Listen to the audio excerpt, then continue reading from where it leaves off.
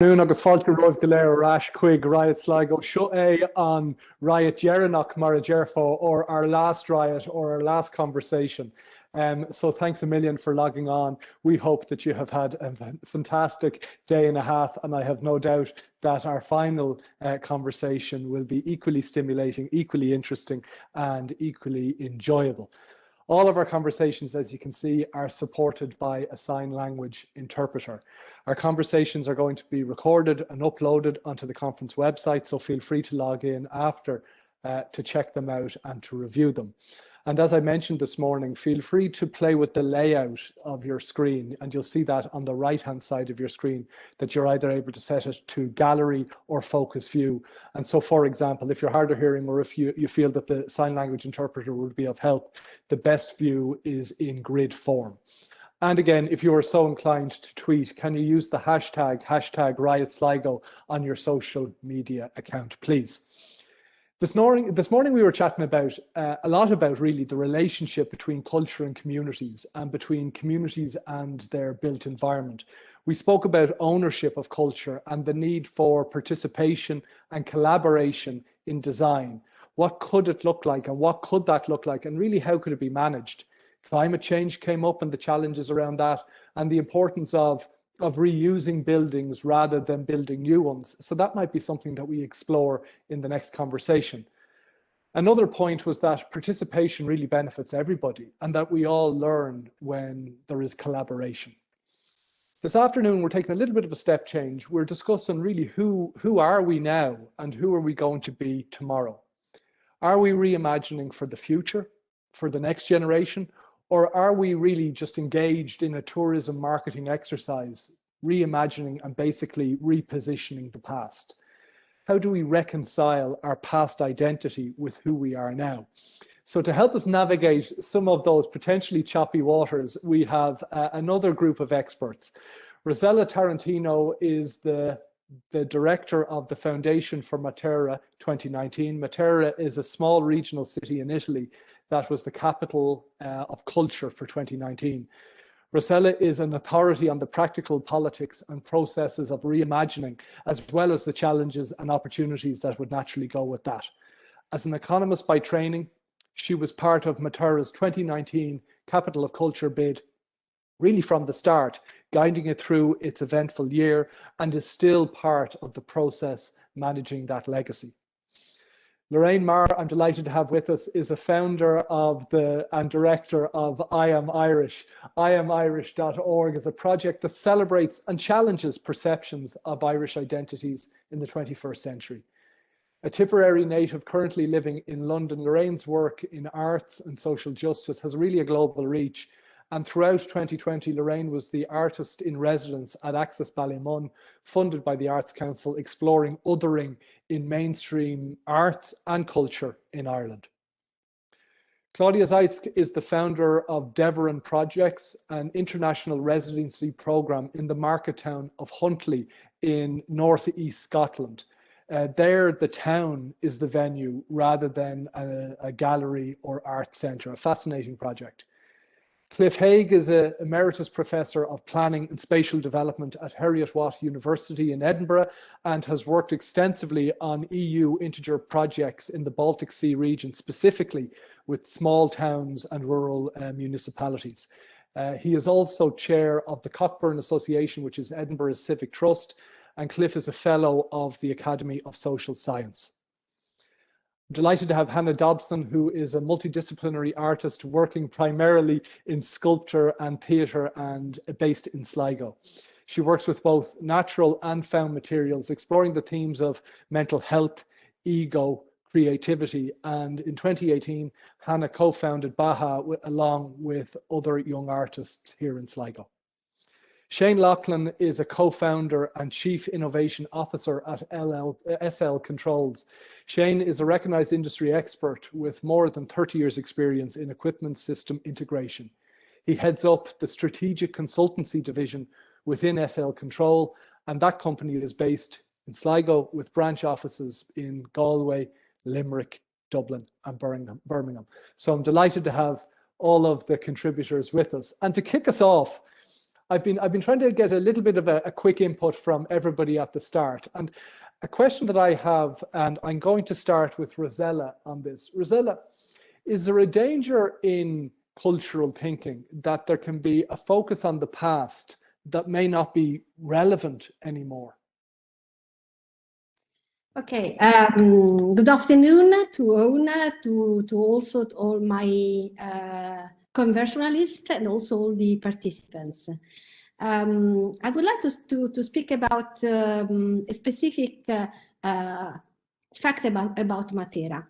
Matera was considered in the 50s as the shame of Italy, because there are 20,000 people with overcrowded a specific part of the city, which was made of caves and also of built houses. And so we feel the shame of Italy. We were the shame of Italy. And that's why a massive exodus of 20,000 people was decided in the 50s, and all these people were moved to new neighborhoods. That's why Matera in the 70s needed to be modern.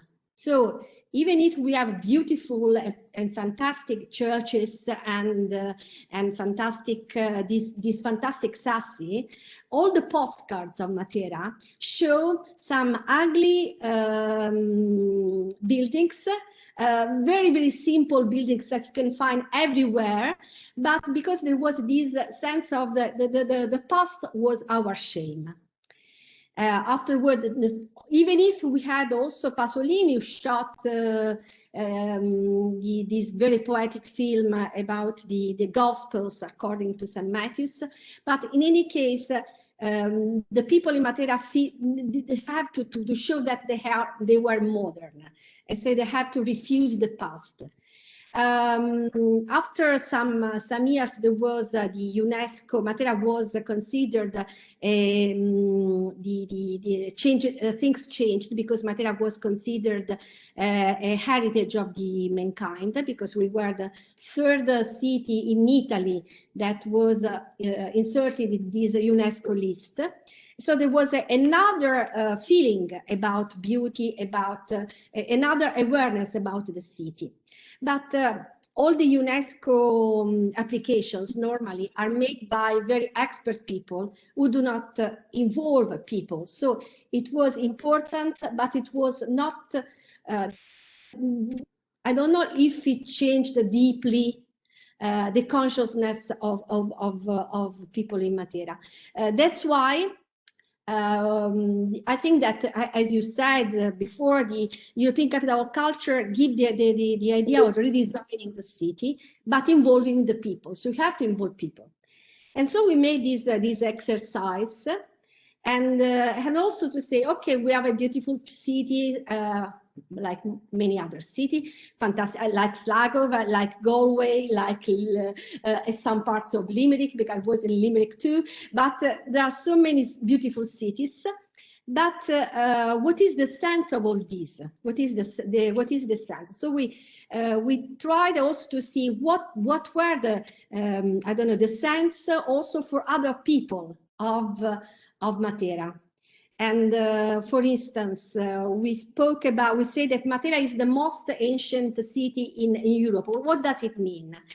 And we found out that it meant that this was a symbol of resilience, because it was able to regenerate through the collapse and to face also some shortage, like the water shortage, like the heating of the city, and so on. So this was one example. The other example is how, for instance, it is not a city of Brunelleschi. It was not made by Brunelleschi or Leonardo or some fantastic architects and artists that made Florence or Rome. Matera was made by simple builders, but it was the masterpiece of collective intelligence, because there are so many people who decided to design the cities also in order to keep every single drop of water, which was so precious. So in this sense, we try to work about the concept of collective intelligence, about sharing, and so on. And so there was so many things where we spoke about roots and roots, and we spoke about, of course, of diaspora, but it was very important to think over about what does it mean, the mobility today. It is the forced mobility of migrants, but it is also another concept of to be ubiquitous, that a lot of students, artists live, because they live in big cities, but also in small cities, part of their life. And we spoke about we spoke about utopias, because Matera was also an utopia, but also dystopias, because Matera could become a Disneyland.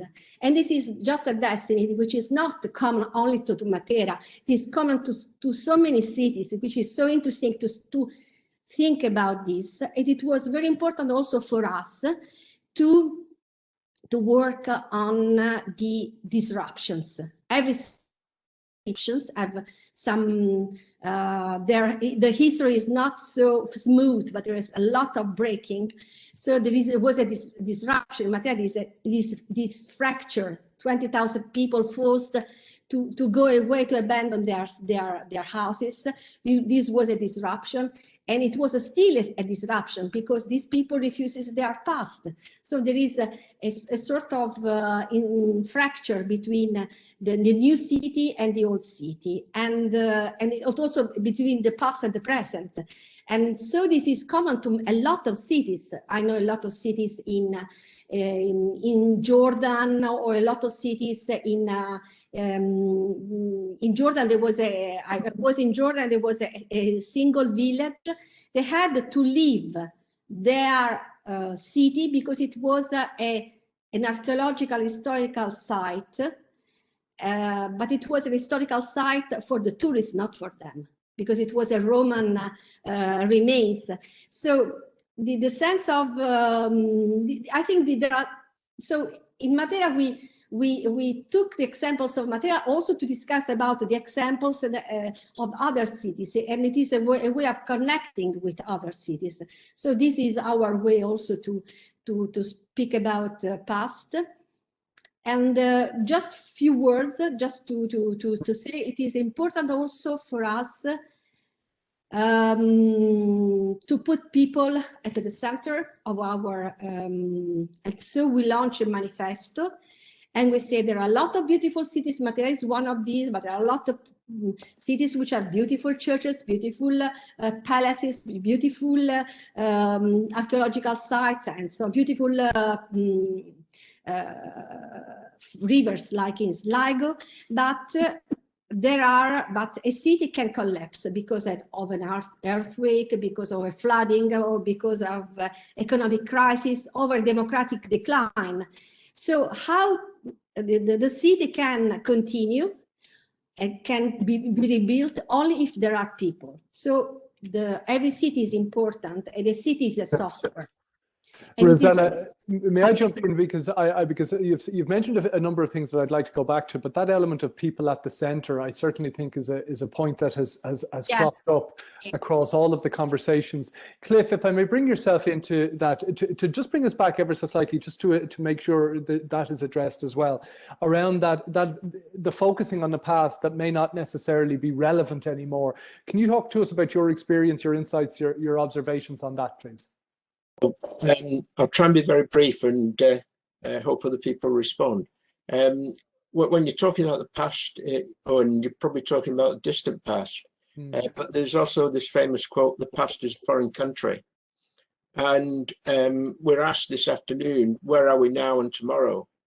I think the simple answer to that is we're in a different position than we were 2 years ago. And one question I would have is, would this, which I think has been a fabulous event, I've been really privileged to be part of it, would it have been any different if we'd held this event in 2019 than held it in 2021? I tend to think some of the things that we now need to move forward on are issues about the connection between culture and health, which has been touched upon, but I don't know whether we've got any health professionals in the audience. I think, and why for that, fairly obvious because of the pandemic. I think the connection between culture and education. Why for that? Because we know, certainly in UK, that the education of children in disadvantaged households has been seriously damaged by the period of lockdown and pandemic. I think we'd have to talk more about the connection between culture and helping people into employment and out of poverty, because one of the differences between now and the past is going to be that we come into the next year and the years after that with the legacy of widened inequalities and severe problems of poverty, certainly in the UK, which I guess people know has been one of the world leaders in terms of the economic impact and the impact on inequalities of the pandemic. I'm more than happy to talk about archaeology, historic buildings, and so on. But I do think these are really quite critical questions. If we're actually looking forward, we mustn't assume that we just revert to where we were in 2019. Super, Cliff. I think we should certainly come back to that. Shane, may I bring you in from your perspective of a local entrepreneur, an engineer, someone who does look to the future, both, you know, particularly for your business and for your clients. Do you have a response to that from what you hear from Cliff, for example? Definitely. I think there's some very, very interesting points, Cliff, on that, and especially with the backdrop and history of Sligo. I think the technologies that we're used to every day in industry have been catapulted into the mainstream because of COVID. And a lot of people despair with, you know, when are we going back to the way it was? But the focus on the new things that these technologies can enable, we couldn't realistically ever meet for an hour before. So there's some brilliant things. But what concerns me is, from a cultural perspective, there seems to be an emerging culture of no hope, and the haves and have-nots, the separation that occurs. And it seems to be what seems to be very important to it is the opportunity to have a home and have property. So when we look at the centre of Sligo, let's say, we see it in many towns, the people who have the property have it too long. And then young people don't have an opportunity to have a home. But if you have an entitlements culture, then can start to creep in, that it's the society's job to provide you with a home. And it becomes a collage that's actually very difficult. And I find it very disappointing for a lot of young people that they say, I'll never be able to afford a house. I as well go on the benefits culture. And that's very sad and disappointing. And to Cliff's point, the haves and the have-nots, it's so difficult for parents in disadvantaged scenarios during the COVID time frame. And I think it'll be very important as a society to support that part of our society, and to help it not drift into a benefits type culture, that these young people deserve the same opportunities all the rest of us had. And I think while property is traded as a commodity in an urban centre, we will always have these problems. And the person who has the commodity can make more money by holding on to it. Also, the tax system doesn't help. You actually cannot give away property in Ireland without paying 30% tax. It's ridiculous. So we find and we see in the centre of the town that a lot of properties is where families have died out. But it's not an easy path, and property speculation comes into it. So the culture of being self-governing is a new thing really in Ireland. It's only 100 years old or so. So there's nobody else to blame, only ourselves, That's a key point. So I think if we can migrate to that new culture of helping people have a reasonable lifestyle, but not giving it to them, I think that will help the centre of the town very, very well and very strong. Thanks, Shane. Hannah, I'd like to bring yourself in on this and a little bit back again to that question. As you as an artist working and living in Sligo, and your view of where Sligo is now, perhaps where Sligo is going, and then also the past, do you see that as the past being relevant? How do you see that fitting? And what do you see as the types of the things in relation to cultural thinking that should be happening? I think for Sligo, we're very proud of our past and we're very proud of our heritage, and we'll readily celebrate it at any point. But I do think there's comfort in the past. So it's a very kind of comfortable position to kind of celebrate the same sort of figures or the same groups of people. So I don't think that it's not relevant. I think there's space for sort of the celebration of other things, the celebrations of different communities. So there's a place for honoring and respecting the past, but also just sort of widening the bracket so that we allow for new work. And it may include the past and it may not, but it's just widening that bracket because, as I said, we're very proud of our past. And it's been very well expressed by the artists of Sligo, and it's been very well understood. But I think there's sort of other parts of the past that haven't been explored. Maybe, you know, historical figures or someone based on their class or gender were never explored or never celebrated as much. But also there's an importance in celebrating the people who are here now and giving them the opportunities to express themselves. And as I said, like, past is a comfort, it'll bring in money, it'll put bums on seats.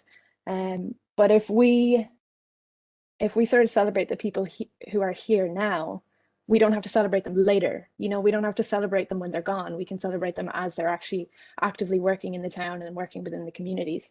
But I just wanted to touch on what Shane said about this feeling of the no hope economy as a artist in Sligo.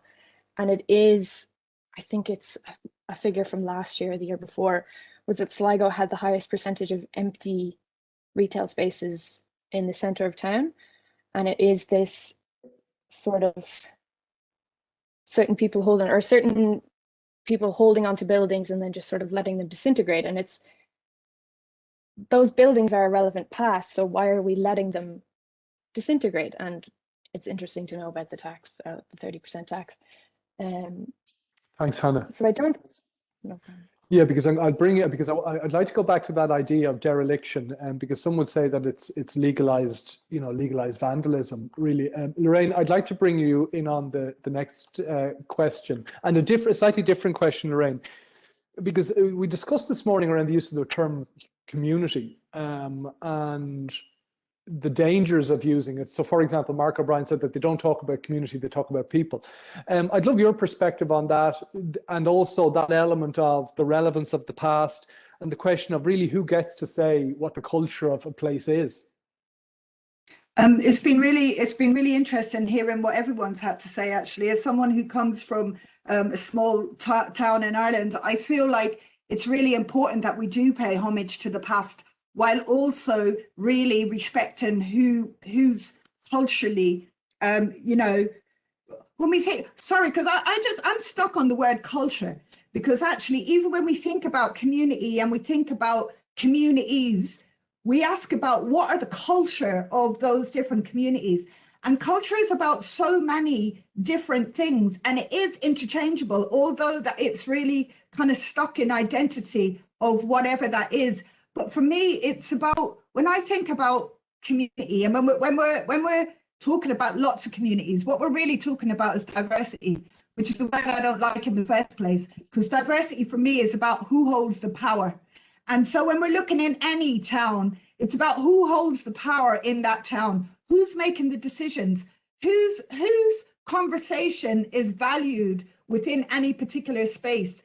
And in order for all members of any society to be seen, we have to be thinking inclusively of everybody. And that's about two-way conversations. We know everyone's fed up of being consulted without us seeing no movement. We have seen real change in the last 2 years, not just really to do with the pandemic, but we've seen, you know, throughout the globe, the response to racism in the last year. And when we even look closer to home, we understand racism in Ireland, and we have for a really, really long time. And the other thing that I'd just like to think about is that when we think about Irish society, like globally, who are we thinking that Irish society is? In the UK at the moment, we've just done the census form, and they've done quite a lot of work on looking at how you identify as being Irish. But actually, there's multitudes of representing as white Irish. As somebody who's non-white Irish, you know, my ancestors have been in Ireland for centuries. We're not new. We're not just new people that have rocked up, but actually that conversation is forgotten about, like, constantly. And I think as individuals that we can do more for our communities, and we're thinking about our communities when we really understand who we are, who our culture is, what is it that's so special about our culture. Because as a member of the Irish diaspora, I feel really proud of my Irish culture, and you meet any other Irish person globally, we're very proud to be Irish. And there is something very special in that, and that brings us back to the past, actually. And I think that is something that we need to continue to celebrate, while also questioning what makes us special. What is it about our culture that we are celebrating, and what is it about the individuals that make up our town that, you know, how can they all play a role in how we move forward with our towns, how we build our towns, when we think about the economy of our towns. You know, I heard Shane speak about, well, you know, when we're seeing the kind of the two levels. What I'm thinking of as a child, when I thought about someone who was cultured, I thought about someone who was really well-traveled, well-spoken, well-educated, you know, in all the really fine restaurants. So already, if as a child that you're growing up to think that culture belongs to somebody else, then you're never going to really have ownership over it, and never really feel like what you've got to say is valid, or feel like that you have got a seat at that table. And it becomes hard to keep pushing yourself into the same table. We all know that in small towns, we know who the people are in our towns that are the gatekeepers. And often, unfortunately, even those who are incredible people and do incredible work are not always opening that door far enough that they're letting other people through while they open that door. Lorraine, just to ask a very brief supplementary question. If we all know that, and if that's a problem, have you figured out a solution?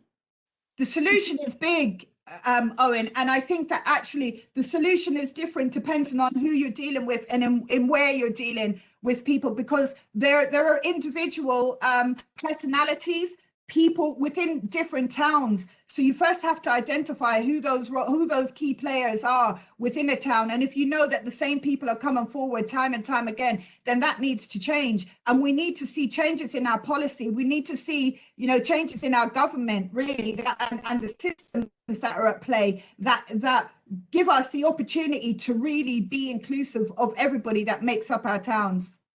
Thanks very much, Lorraine. Claudia, I'd love to bring you in, because you have done really fabulous work in a town that I presume isn't particularly large, called Huntly in northeast Scotland, through your work with the Deveron projects.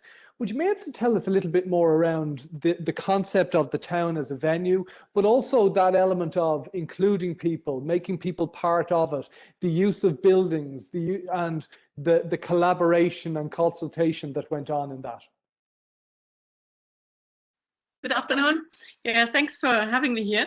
Yeah, we are based in a small town called Huntly. It's have 4,500 people here, and it serves a kind of hinterland of another 4,500. And it's in the northeast of Scotland, somewhere between Aberdeen and Inverness, just to place it. And yeah, Huntly, just to picture it, it's in the Aberdeenshire sort of farming heartland, and it's definitely not a wealthy town. And it could be picturesque, but you will see a lot of neglect and there is it kind of looks tired, and the shops are empty. And this month, the last bank closed, and a lot of services have closed in particular in the recent past, but also over the last sort of 10 years. So it has been quite hit hard by globalization, I'd like to say. So we came in simply because we lived here. We started 25 years ago and slowly developed something without an art center. And that was very early on. We wanted to make an art center, but we didn't get the funding. The funder said it's not feasible, which was probably depressing at the time, but that was really our savior. And so our slogan has developed over the years to "the town is the venue." So actually, it's quite a compact place. I'm often saying that it's the second biggest gallery in Britain, like Tate Modern. It takes you 10 minutes to walk from one end to the next.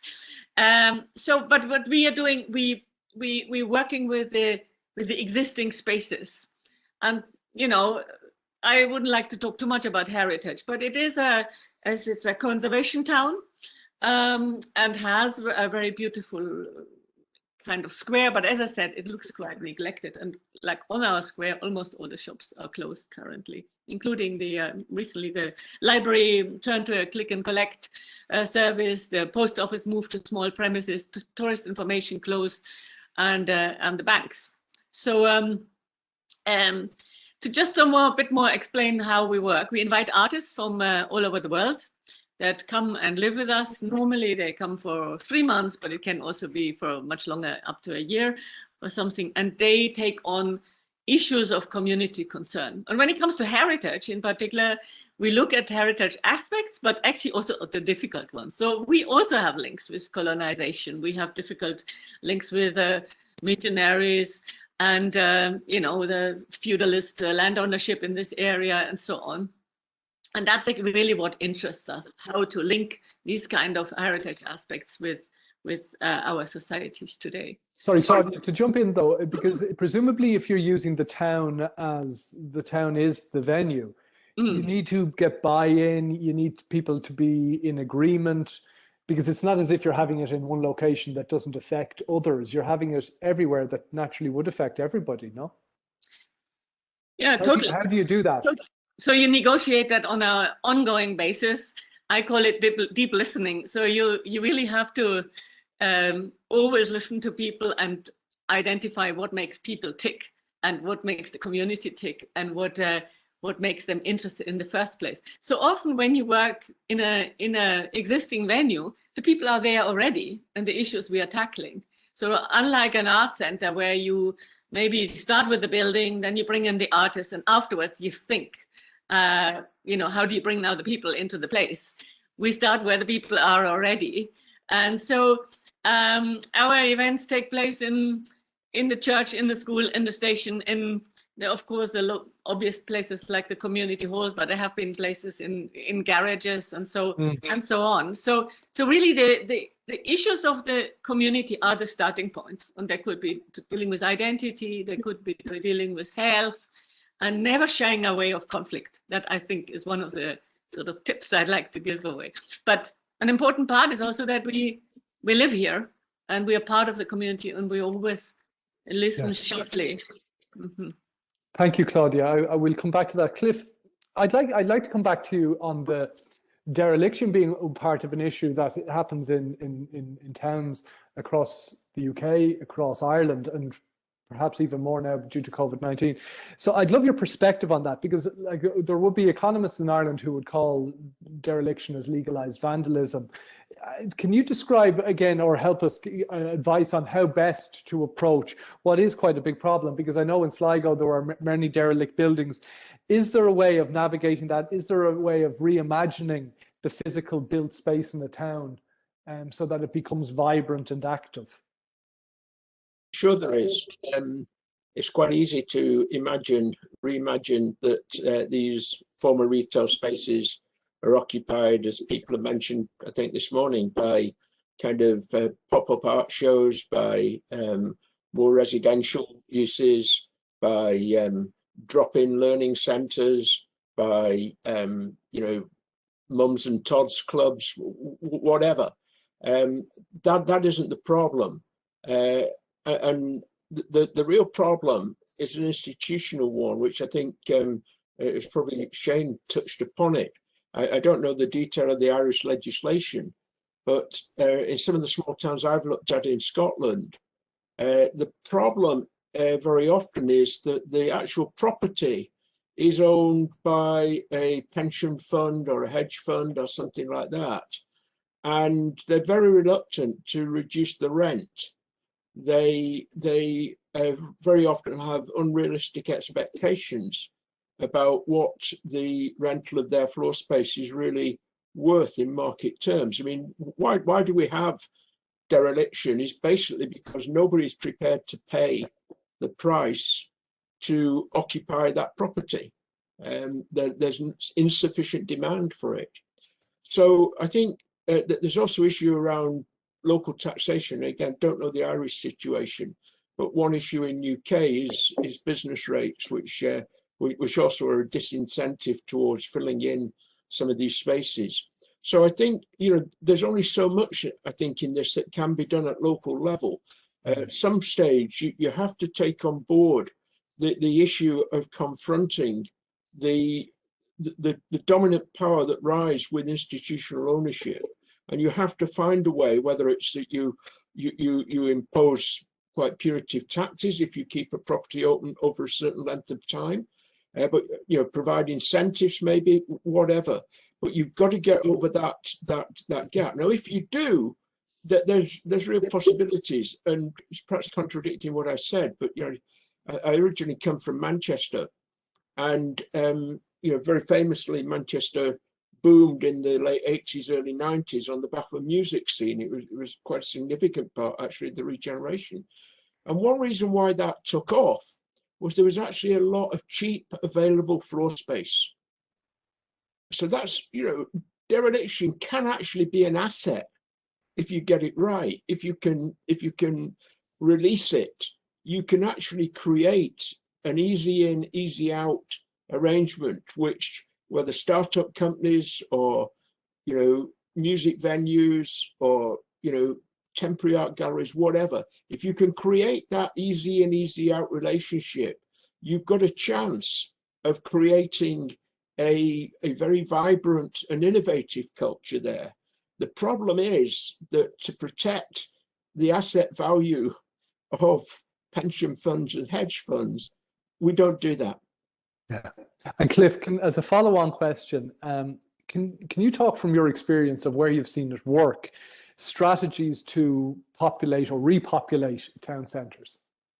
Well, again, I think, yeah, some of the stuff that I've done in Central Eastern Europe, I wouldn't say it succeeded in repopulating, because that's really tough in some of those places where, as we know, when after 2004, when a lot of the what were then new member states joined the EU, I mean, the wage differential in somewhere like Latvia compared with Ireland or UK was absolutely huge. And I think Latvia lost something like a third of its population in a relatively short period of years. So you know, total repopulation depends on the circumstances. And from what I know of Sligo, I mean, it seems to me you've got quite a lot going for you, so that there may be possibilities there. But again, part of it comes to making the property affordable. And in principle, you know, if we've got empty properties that's not being used for anything else, provided you get the architecture right and make sure it's a livable space and not just a rabbit hutch, you can actually begin to convert some of these uses into a residential use. But I want to come back to one thing that was touched upon this morning, because I think it's relevant to this as well, which is the role of local government. And I think I was really struck perhaps on this by Claudia commenting, you know, now if Huntly were in Norway or were in Lithuania or Estonia, Huntly would have a mayor, it would have a local council, it would have somebody who Claudia saw almost every day of the week when she went into to do shopping or go to the library or whatever. One problem we've got, and I think it's probably true in Ireland as well, but I'd bow to others on this, is that we have quite remote local authorities, and under austerity or urbanism, which we've suffered for the last 12 years, whatever, those councils are very risk averse. They're very short of capacity.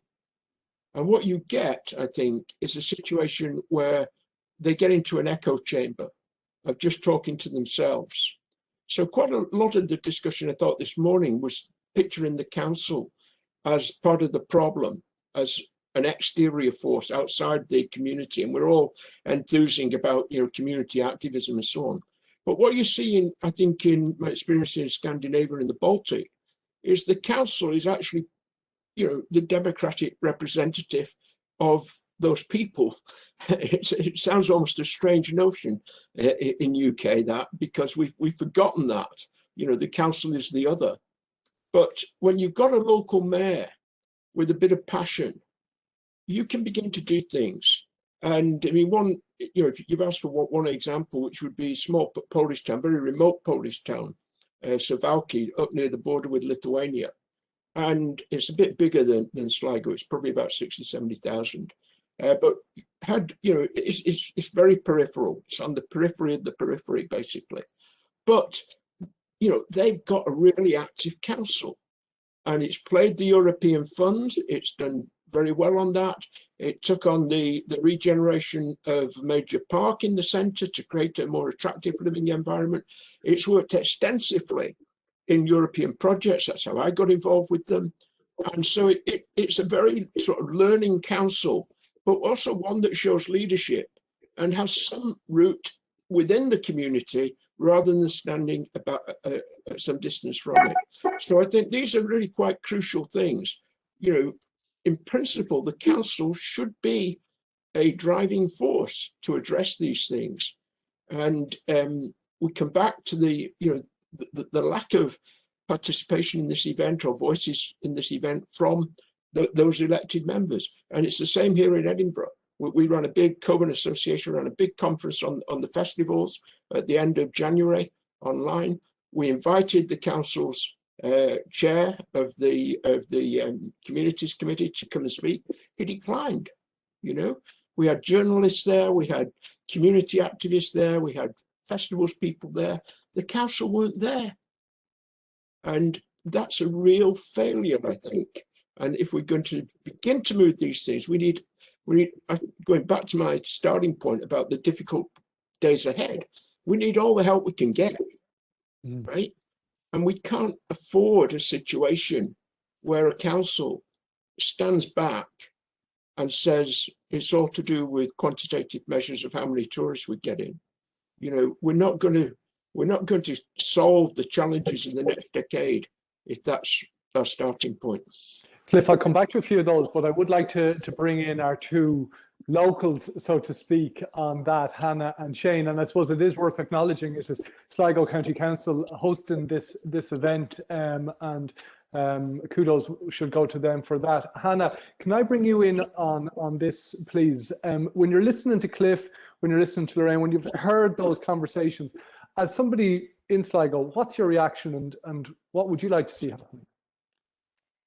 Well, I think just to kind of explain Baha and where I'm coming from is when I moved away from Sligo and then moved back, and I was part of a sort of a community of artists, and we kind of got together and we had been trying to produce and show art as individuals, but we weren't succeeding in sort of finding a space to display art, and it was kind of all sculpture based, so it's big and heavy and awkward. So we decided to group up together and we would share the burden of work, and we would do as much as we could because we're really passionate about showing our art, and we thought it was, you know, we would find more artists and we would connect ourselves.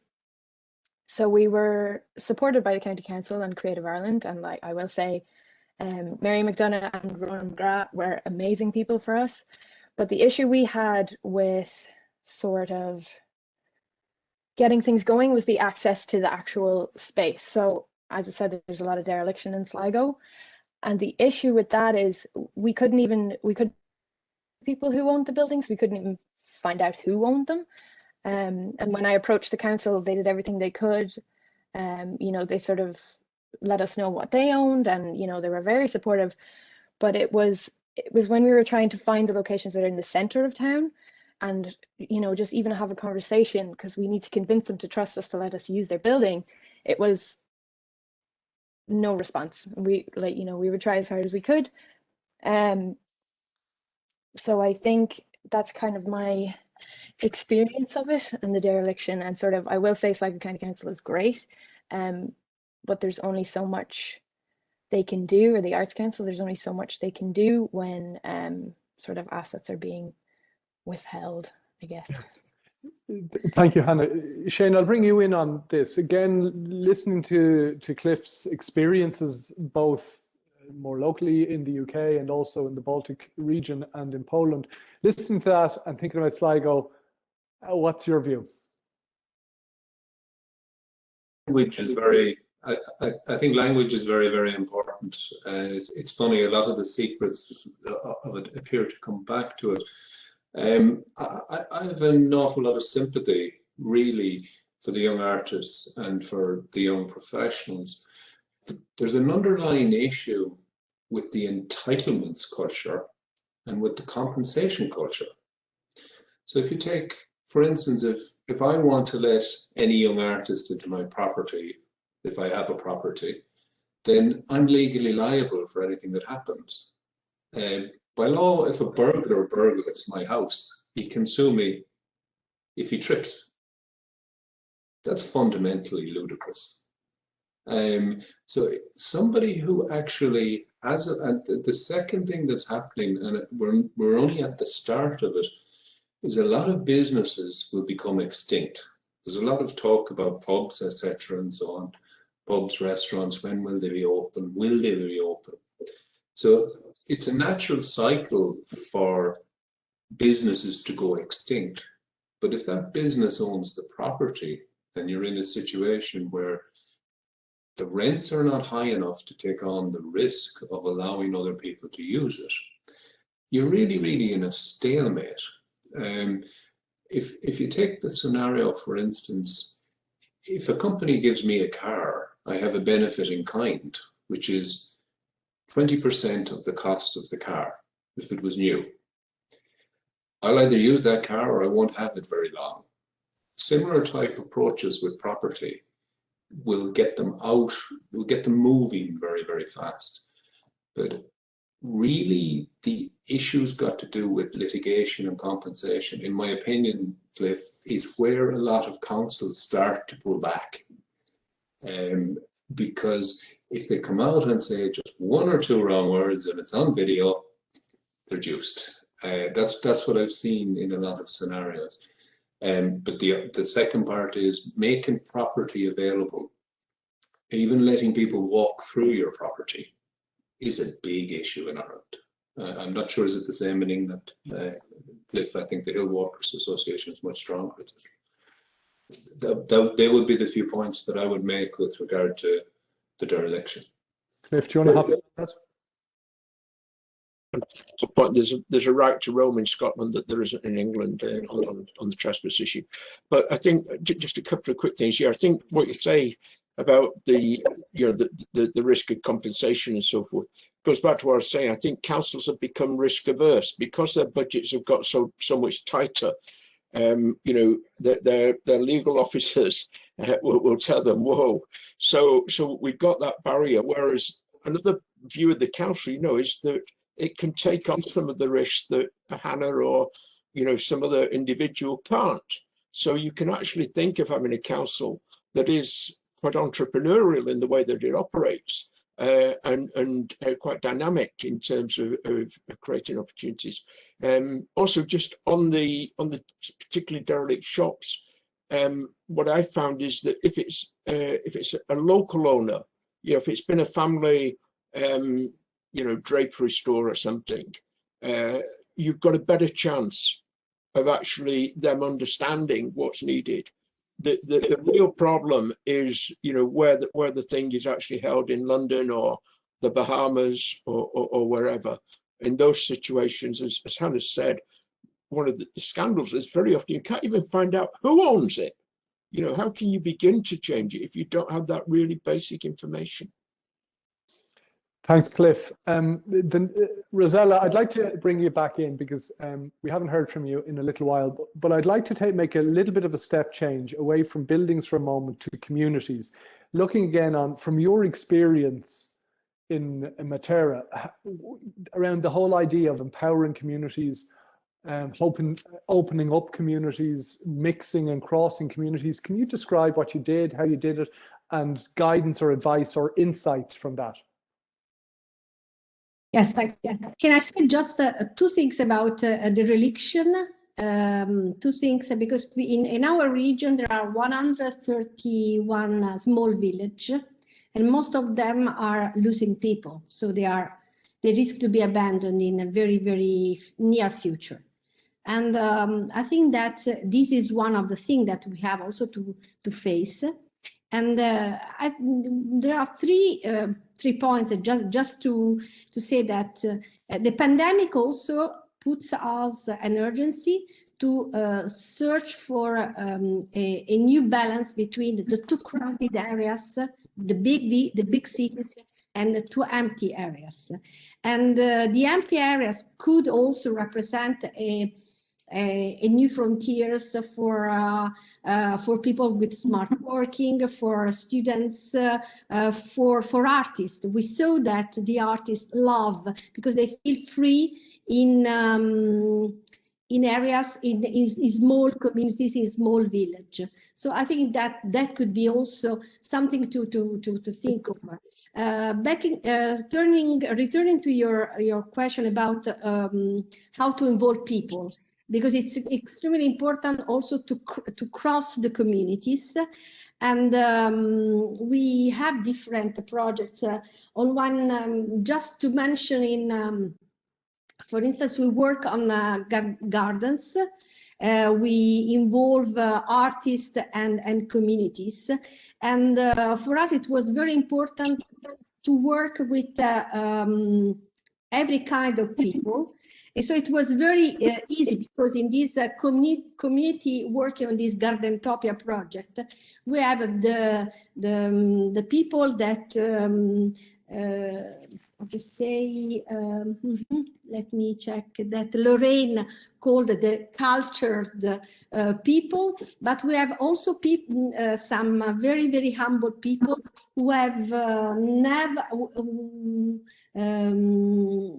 who have never traveled. So we have very, very different communities. And we decide also to go towards communities. For instance, we say that we don't have to ask why people are not coming to our events. We have to involve them. So we decide to go to the dancing rooms because there are a lot of people who love to dance. So we went to the dancing rooms and we made some self-production of lights in these dancing rooms.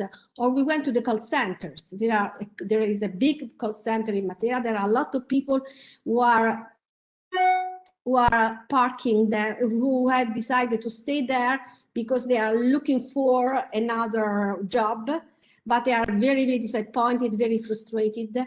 And we went to these people and they say, hello, why don't, and we organize some activities, cultural activities in the call centers. So this is a way also to cross the cultures. And then another important is to give them the context, the possibility, so to make proposals. And we launched, for instance, a platform. This was in the bidding phase, where everyone can post an idea. But the pledge is, if you post an idea, you have to do it. And you can do it if you do with other people. So it is a way, because normally people say, it's not up to me, it's up to the municipality, it's up to someone else to do it. No, it's up to you to do it and you can do it. And it was fantastic because there was a way to cross people working, the diaspora people, but also artists and experts all over the world who were in love with Matera, but also people from different villages in Basilicata. And the hero of Matera 2019, we can say the hero of Matera 2019 was this young guy who say, I want to go to Matera on foot because I would like to give to the jury why Matera is important also for people who are in the who live in a remote small village in Basilicata. And it posted this and involved 1,000 people because they say, you can sleep at home. I can come from another village. Oh, I can go give you the GoPro. I can give you the lunch. So it was really a movement. And this is very extremely important because we have different heroes of Matera 2019. And we also, it was a sort of crisis also of the model of cultured people who were the only people who can access and explain culture. So this was extremely interesting. Rosella, may I bring, I'd like to bring Lorraine in on this. Lorraine, just because one of the themes and things that has been discussed is around engaging with people, making sure that voices are heard, facilitating strong citizen engagement. But specifically, how do we include those voices who don't typically engage with the established services, and how do we re-engage with people, or perhaps engage with them for the first time because nobody ever bothered engaging with them previously? It's about being meaningful. Just going back to what Rosetta was saying, like there are so many projects that happen, but they happen in isolation, and they're fantastic and they're really successful in the way that they're set up and the way that they work. But if there isn't any possibility for progression within that and opportunities for real integration, and so just going back to answer your question again, I'm going back to who are we talking to in the first place, and ensuring that whoever is actually starting those conversations, why are they starting those conversations is my first question. I've seen in Ireland in the last year so much tokenism, and there are people that are benefiting from that tokenism, but how real is it? Like if we're looking and I'm going back even to Cliff, to what Cliff was saying about local government. There's some incredible local governments and some who are not so good, I would say. But actually, if we don't have the systems, legislation and policies in place, there's only so far that those councils can go. We need centralized government to really be making the acknowledgements and for insisting actually that people are represented within their communities. If every piece of work that we do, every employer, when we go into schools, how often are our schools representative of the individuals that they fit?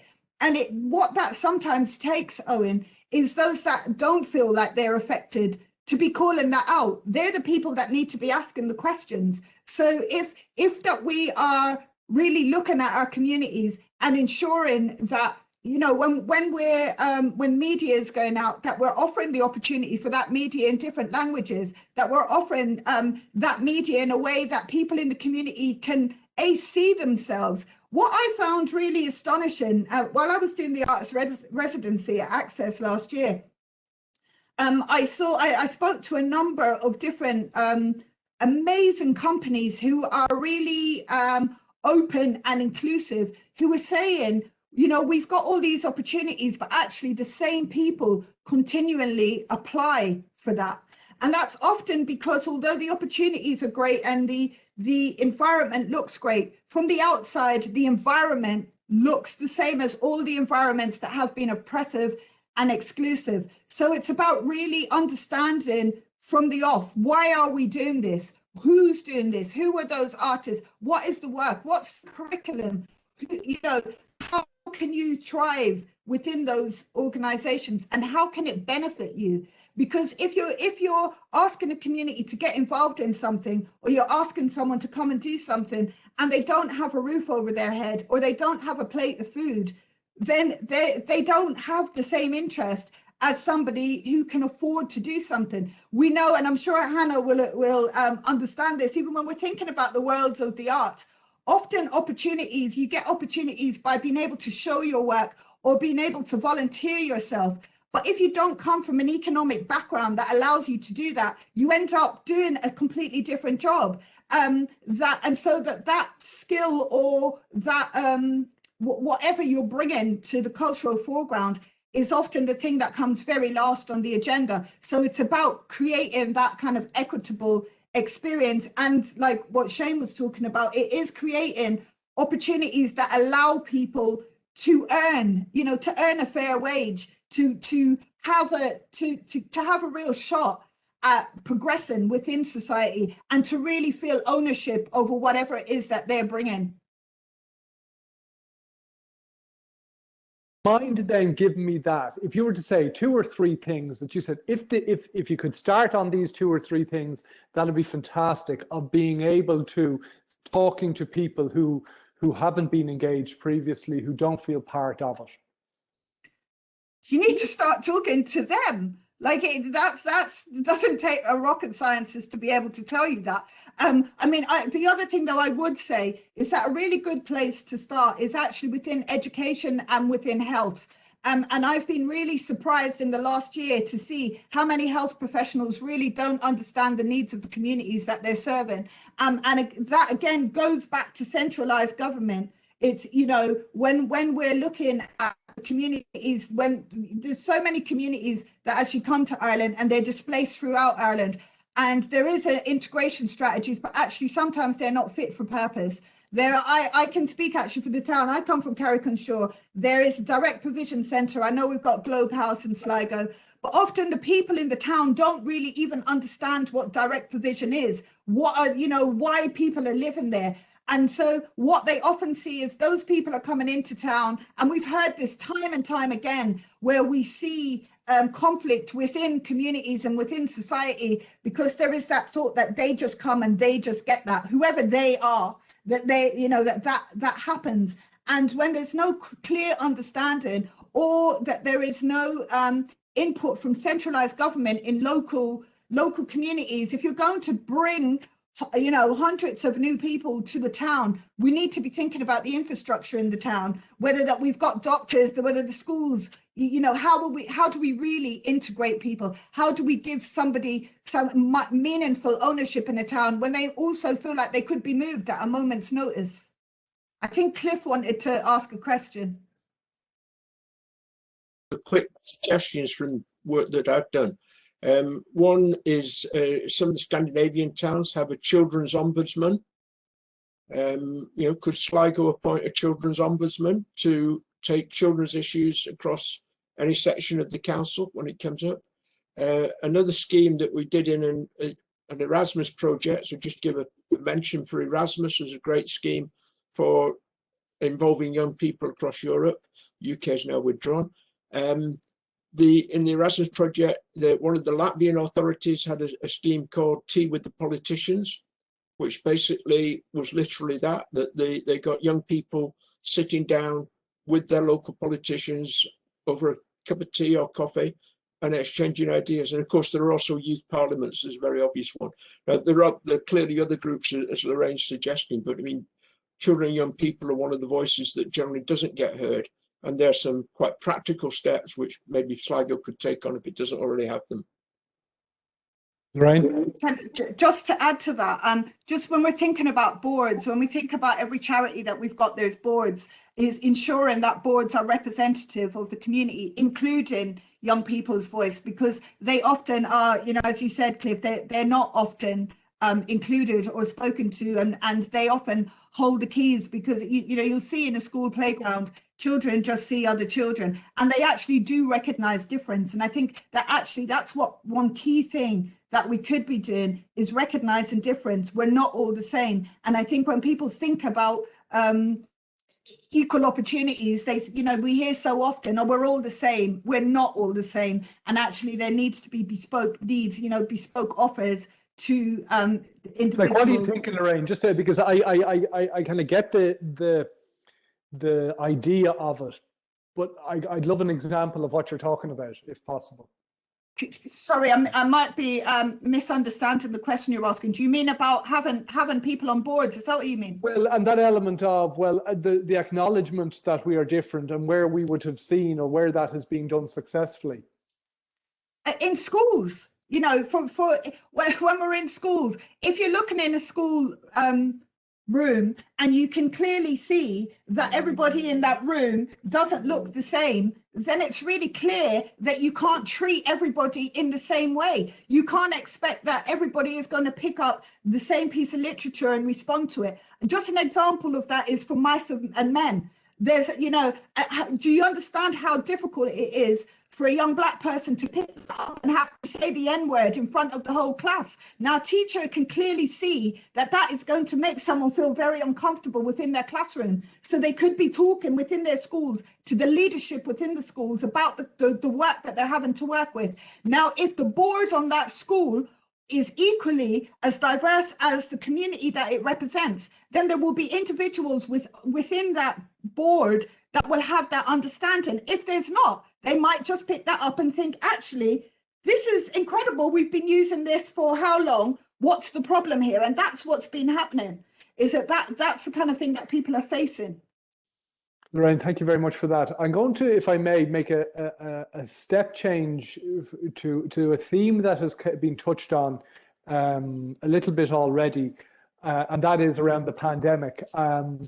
I'd love to have avoided it. I'd love not to talk about it, but given that it is clearly our present and unfortunately appears to be our future, I think it is something that it may be worth just exploring for a couple of moments, because Rosella had mentioned that the pandemic has really redesigned perhaps the relationship within big cities, that there's elements of depopulation, for example, and that idea of using the spaces in a different way now. So Claudia, in that respect, in the work that that you are doing in Huntly, have you had to rethink that? Have you looking at approaching it differently? What has the pandemic meant for you and for the concept of the town as a venue? Yeah, sure. So if you imagine when it happened, like for everybody else, it comes a bit of a shock, and then you sort of say, what am I doing now? You know, and you have your program planned out, and your artist invited, and so on, and really the option at the time was to almost shut down and put everybody on furlough, or really reconsider what is actually your role in the community. And that's what we, in our case, did, is to really think, yeah, this is maybe our chance to show our role in the community, and that's where we are becoming important and where we can be behind of the community. So the key two things we did is we run every year. So for example, we have certain tools of how bringing people together, and often they have to do either with cooking, or with growing food, or with walking. So these are some of our sort of kind of handy tools that we have. And every year we run a slow marathon. So it's a marathon length walk. It's always artist led, according to a certain theme that runs into Huntly. It's always, but you can do it as slow as you like. And in fact, if you're the slowest, you're the winner. And so that has become a very popular event. And this year, last year we couldn't do it. And so we reinvented it and decided we walk together with the rest of the world around the world. And that's 42,000 kilometers. So it's 1,000 times more than one marathon. And we found many, many walkers across the world that walked with us around the world, including those who, of course, live with us here in the community. And it really, lots of people came back to us and said, really kept me going, you know, it kept us going. And the other part is, I said, sort of walking and cooking and food. So we had just started a community cafe. And within a month, we had to close it, which was, of course, very disappointing.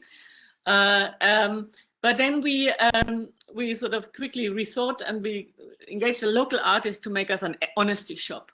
And so this honesty shop really became the lifeline of the town, where everything was, food was swapped and plants were swapped. And we engaged a young baker, and this baker was just baking almost round the clock. to provide the most special needs for the community. Because there was times there was no flour, there was no yeast, and there was no bread in the town, you know. Because in a small town like this, if a pandemic hits, everything shuts down, you know. We have quite few resources, and if suddenly everything shuts down. But at the same time, for us, it was an opportunity actually to show, well, everything else shuts down, but we're still there, you know. And that is an opportunity that we could bring up at the time. I'm not sure if this answered what you asked. And Cliff, I'd like to bring you in on the pandemic and the impact of it and the future planning. Can I remind the people watching that the Q&A is going to be opening up in about 5 minutes, and it'll be on the right-hand side of your screen, and you'll see it in the bottom right-hand corner in about 5 minutes with 3 little dots. Cliff, you at the start of this conversation, you raised COVID, you raised the impact, and I would be just interested, from obviously your depth of expertise, this is something that we haven't had to think about perhaps previously. Looking to the future, what are the considerations that we generally, but Sligo specifically, should begin to think about in relation to COVID, its impact on culture and everything else, I suppose? Well, overarchingly, it might be helpful to think of Sligo as an ecosystem, which I don't think we've really come at it that way during the last couple of days. But you know, an ecosystem is where different organisms live together and interact together within a particular place. And ecosystems can also be impacted by external events. So the set of relationships can get changed, and it can favor some species and disfavor others.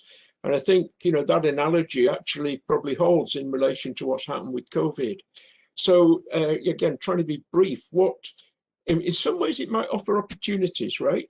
There's been a lot of talk, as you know, about more home working or blended working, and that linking to longer commuting distances.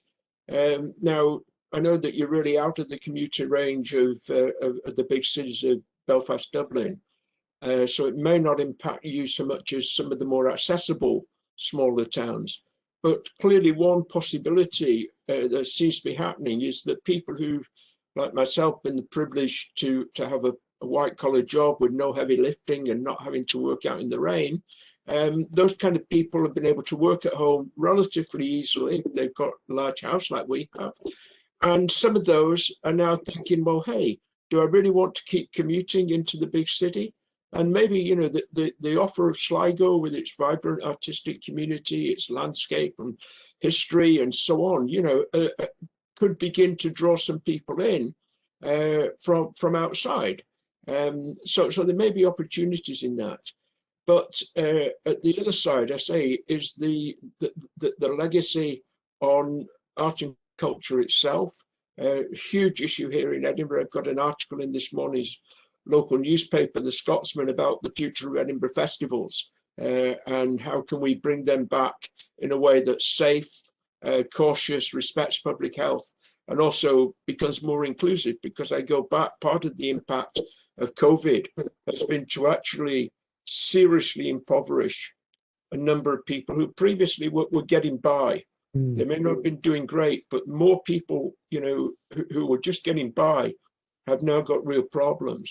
So I think there's questions again about how, and if I don't like the phrase, the sort of cultural offer, but you know, how the cultural industries engage with those groups, and again, what leadership role a local council has in respect of that. Again, mention children, the whole issue about education. Again, you know, can we think of ways in which activities are substituted there for experiences that have been lost at the school? There's also the whole sort of shift towards a more localized way of living, and I don't know quite where that leaves Sligo. It's quite a small town anyway, but and its relationship with its hinterland. But again, certainly here in Edinburgh, we're trying to talk about 20-minute neighbourhood and reducing travel times.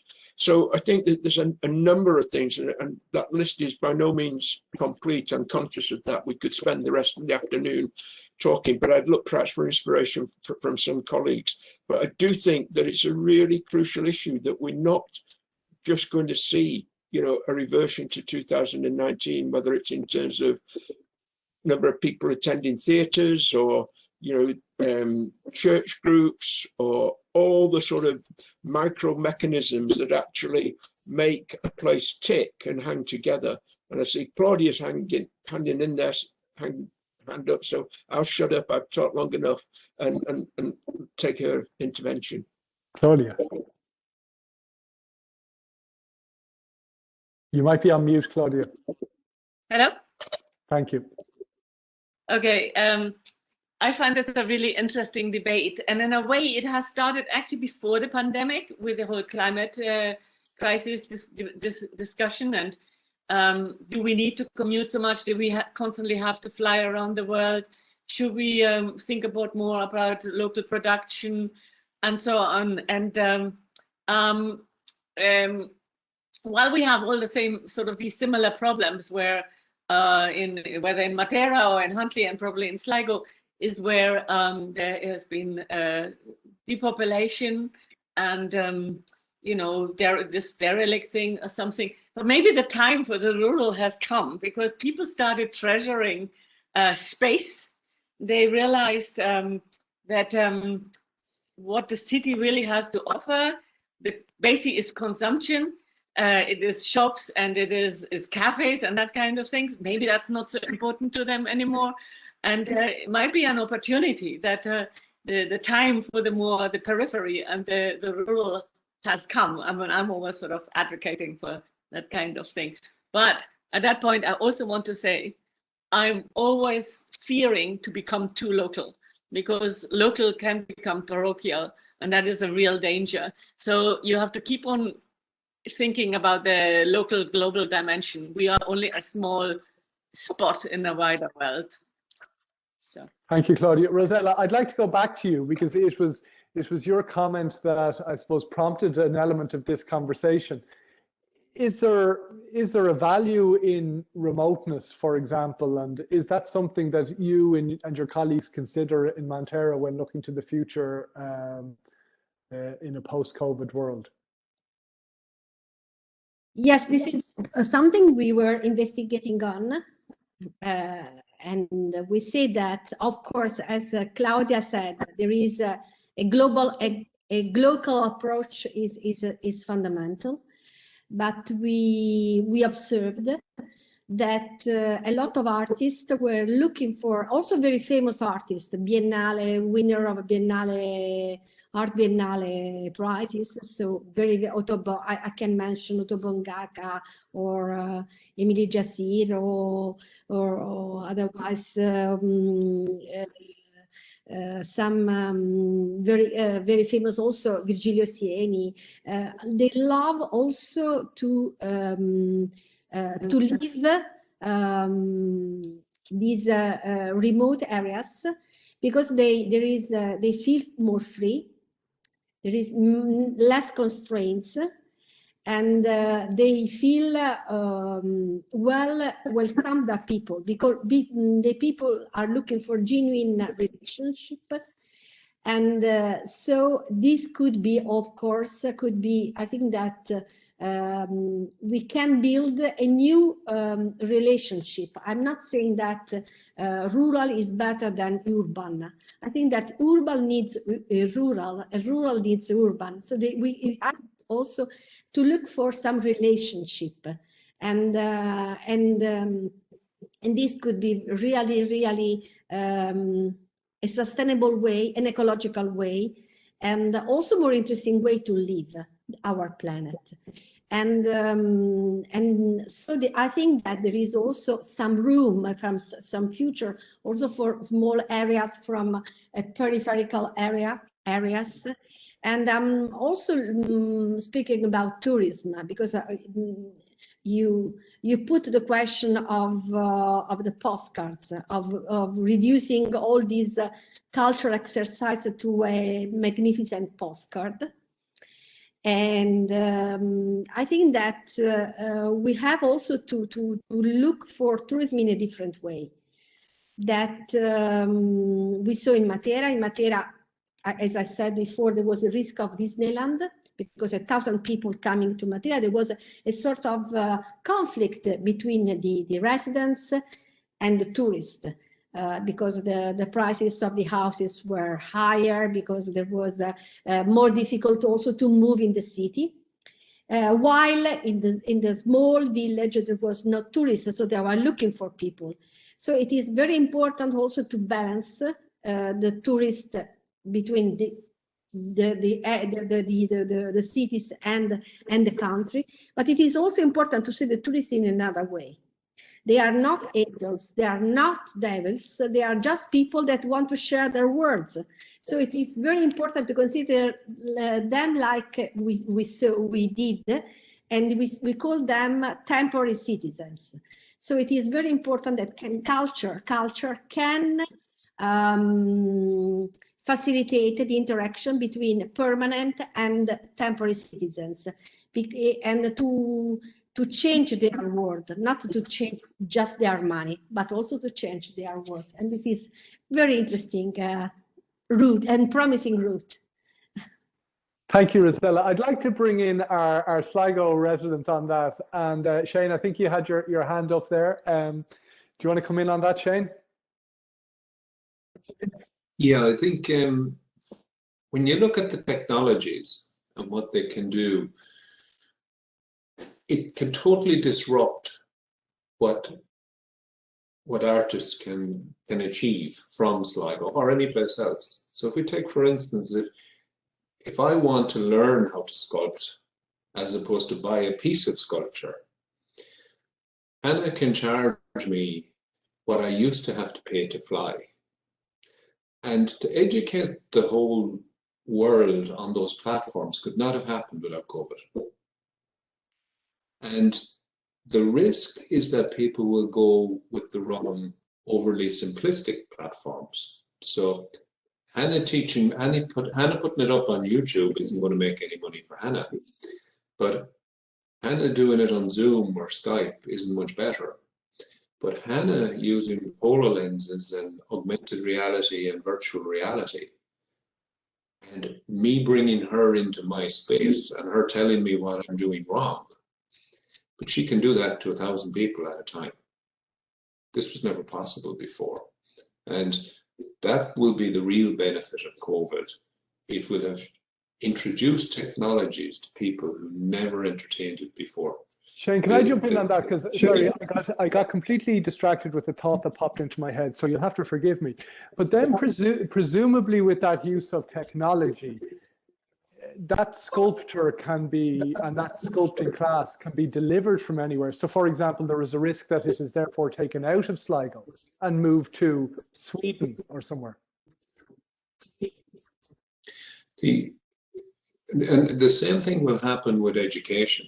So nobody wants to employ somebody with a certificate. Let it be a degree, let it be a master's. They want to employ somebody who can do the job. It's that simple.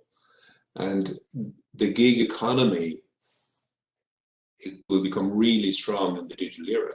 So it will be about the talent, wherever the talent lives. And the concept of the journeyman, the digital journeyman, is really starting to come to the fore. And if Sligo can reinvent the digital journeyman or journey person, that scenario of I've learned my trade wherever I have, but to become a master, I go to Sligo. And I live in Sligo for 3 to 5 years, and I go somewhere else. That is the easiest thing in the world to do, considering we now have fiber throughout the metropolitan area network, etc. And so they're the opportunities that COVID have brought. And instead of talking about weather, talk about the color. You'll never get depressed because the color just changes. You never have bad colors. So all these things bring huge opportunities. And the Spanish flu did exactly the same. And every previous pandemic brought huge change and huge opportunity. But I think artists practicing from Sligo, with the bandwidth, with the infrastructure, with the natural language advantage, etc., they have a huge global audience. but it's not making the sculptures. It's not the production. It's not the production of the physical. It's the actual working in the virtual world, I think, is where Hannah will make a lot of money. Hannah, I'm going to bring you in because you make the physical, you create art, you do this. It seems in part what Shane is suggesting you're going to be is, and forgive me for mischaracterizing Shane if I have, but teaching sculpture remotely. How does that rest with you? How does that sound? How does that fit? I think when we're talking about the pandemic, a lot of people, sort of physical artists, say like sculptors, we kind of panicked because we were like, how are we supposed to show our art to people if we can't see the people? So I think what the pandemic has brought opportunities wise is a lot of us, or a lot of people at least that I'm connected with, we've gone into upskilling, we've gone into sort of understanding the virtual world better. You know, there's short courses that you can do. Like I did a programming course, you know, I did a marketing course with a local artist here in Sligo. And the point was, the way this sort of course was sort of advertised, it was advertised to local artists first. And this sort of upskilling in communication and marketing, it was directed towards Sligo artists first, and then whichever artist wanted to join, they could join, and then the remaining places were offered then outside of Sligo, because it was a Sligo artist wanting to teach Sligo artists. And sort of, it's not withholding the information, it's just sort of, you know, we're helping each other upskill so that we can all kind of grow together, rather than you know that over there and I know this over here, but we won't talk about it. So I think COVID and the digital world has brought us a lot of opportunities, especially with, you know, being in a conference like this, like we're connected to people like Rosea, who is halfway across the world. So I do think, you know, the pandemic has brought opportunities, but for someone like myself working in the physical, I think I've just sort of shifted my practice to sort of go with what I'm able to go with at the time. So now I'm looking more into digital art, or I'm looking more into working with communities, or working online with communities. So something I would have done is I would have worked with the youth theatre in Sligo, and we would have put on productions. But now it's a case of I worked with them to make sure that they could all safely access a digital festival for the youth theatres in Sligo. So people are adapting really well, and I will say we're upskilling really well, and we're sort of, we'll make the best of it as much as we can. Thanks, Hannah. Lorraine, I think you wanted to come in a moment ago. Yeah, I mean, firstly, I was thinking artists always make the best of it, but I'm really mindful of actually the amount of artists that have been unemployed throughout COVID, that have actually had to leave the industry in order to just live. But just going back to what Shane was saying, Shane, do you envisage then within that global world that there's a place for the diaspora outside Sligo to actually add to the economy in Sligo right now, like with the thought that we're living in this global world? Because I think that there is something really exciting about that. I know that the government has a diaspora policy that's really looking at third and fourth generation Irish people to come back to Ireland to really build up the economy in Ireland. Do you see space for that? And how do you think that the local community in Sligo could really develop that and think about that as a way forward? But I think that definitely is the answer, in my opinion. When you see all the new tools and see what you can do. So for instance, about 4 years ago, we were explaining from a technology perspective that virtual tourism will become huge. And what do you mean virtual tourism? But when I don't want to have to get on a plane to go to southern Italy because of the risk, but I love to see southern Italy. Shane, I have to jump in. I'm sorry. I think that's very grim. I'm sitting here in North County Dublin. Now, I love North County Dublin, but gosh, the idea that that you'd be happy sitting with a virtual reality set in your head in southern Italy. I can't abide that at all. You'd be surprised. You'd be surprised and also the generation gap. When the younger generation are game centric, they enjoy the games and they actually love it. And it's not that it's a replacement at all. I'm just saying that it will be a component. And decide how much of a component it is. It could form the mundane or it could form the horrible, but it brings significant opportunities. So if you take, for instance, let's say I come from a poorer quarter of Sligo, but I might understand I might understand a lot of different areas around the jail and various different items. I can now do walking tours. I can sell them online. I can sell to as many people who are willing to go online with me. And I think that's towards Lorraine's point. The community, it doesn't matter what community I come from. I may well have something that is very interesting and very marketable. And I now have a place that I can sell it. That wasn't possible before. And it's not that it's a replacement for ever going to the wonders of Italy, I think, Rosella. But it's that it's a different thing in a busy world and may have a place. I don't know if that answers you, Lorraine, as to what's possible. I feel a little bit worried about the thought of, because, I got 4 sons who actually, when they're in a game, sometimes you can't shift them away. So I actually feel very worried about a world where everyone is so insular that we are connecting virtually, without actually ever leaving our homes. I feel worried about that. The other thing that I was just thinking about while you were speaking, although I think it's a great idea, but I think what would be great is that you become really rich because you can really sell all of that. But what happens to all those other people who don't have the know-how, to do that? And equally, I'm thinking about where the pound goes into Sligo as a town. It doesn't. It goes into an individual. So how could we really think about how can whatever pound that's coming into Sligo as a town, how can it go throughout the county? How can we make the most of that? Thanks. I just see some of the questions that have come in on that, and can I encourage those of you who are watching, if you have any questions or if you feel that there are questions that I could have asked, please bring them in. The element in the conversation that I think we're having now reminds me a little of the conversation that we had yesterday around culture and economics, and that perhaps culture can't be commoditized, and certainly the Neil McEnroy's argument was very strong on that. But Cliff, I would like to go to Ian McHugh's question and bring you in on that, and I might bring Shane in on it for his perspective as well, and others if they like, around the view on vacant property tax to combat dereliction.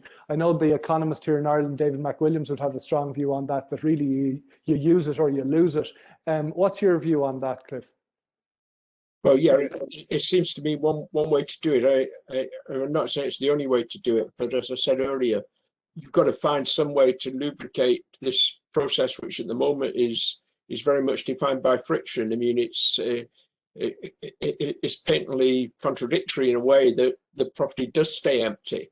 That there are, a range of factors, as I said, including different regional economies and so on.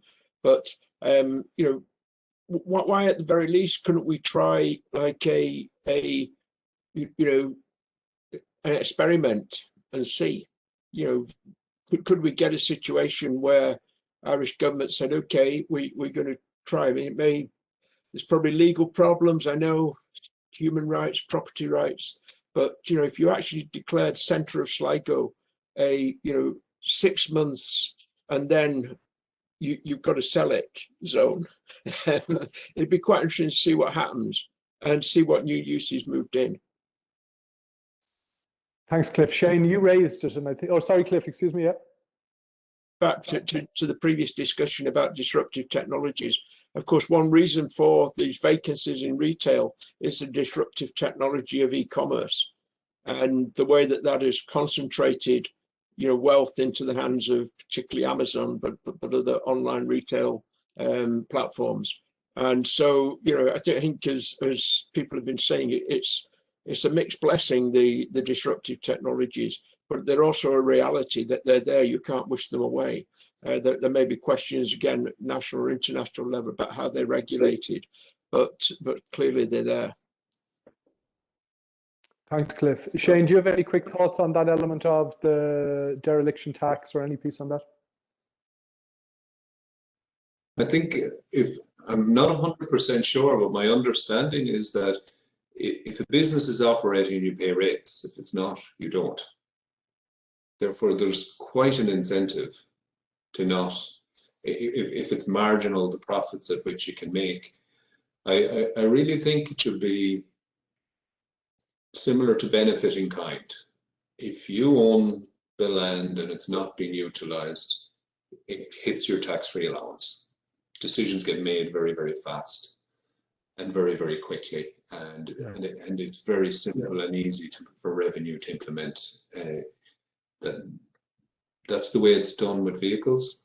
I don't see what's the difference with property. Thank you, Shane, and thank you, Cliff. Lorraine, can I go to you on again a bit of a step change? One of the themes, again, has been around, obviously culture is what we're talking about, but at times culture can be traumatic.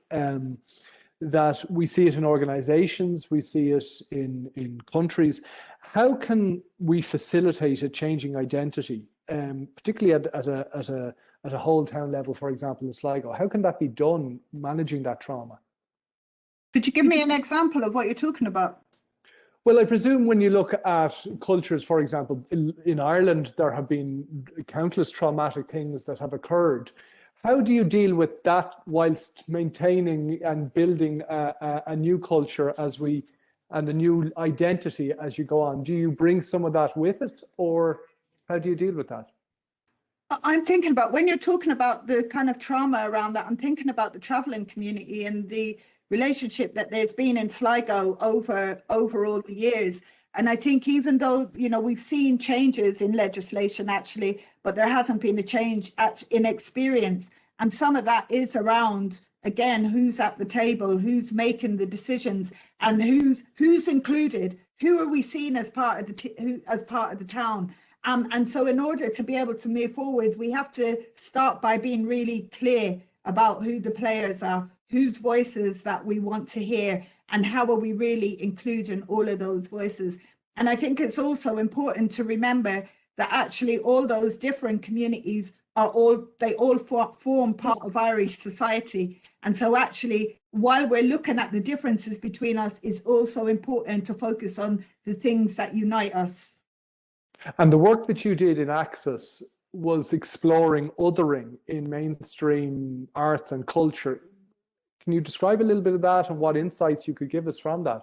Yeah, I mean, I think so that there has been like a whole host of people that have felt like that their voice, the genre of the work that they're producing, hasn't been work that has been supported. There's been real thoughts about, you know, people reaching a glass ceiling, having to leave Ireland in order for them to be able to explore their art. And I think that's where art and culture gets really wrapped up in itself. You know, what does that mean? And for some people, it's about who they are as individuals, whether that they're people that identify as being part of the LGBTQI community and feeling like they're excluded within their towns, that there isn't space for them to explore who they are individually and the art that they might produce individually. And when I'm talking about art, I'm talking about dry art and performing arts, and kind of, you know, in the broader sense, because for me, culture is about a lot of things. It's not just about art.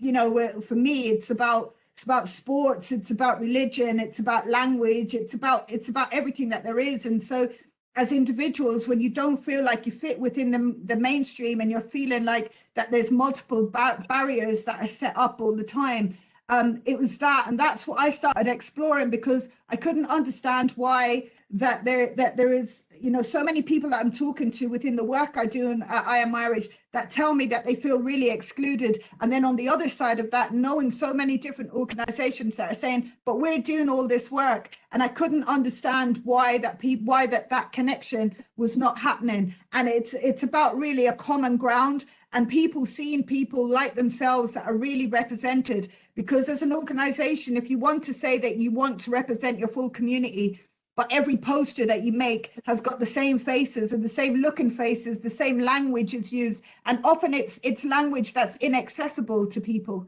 and so that we continually get the same people that come forward, and it's about really creating equitable opportunities, and that again is seeking out those within our communities to talk to, but not having an expectation that they're going to fix all our problems, because often what happens is the victim is asked to fix all of societal problems, and actually we as a society need to really be looking at what that is and educate ourselves.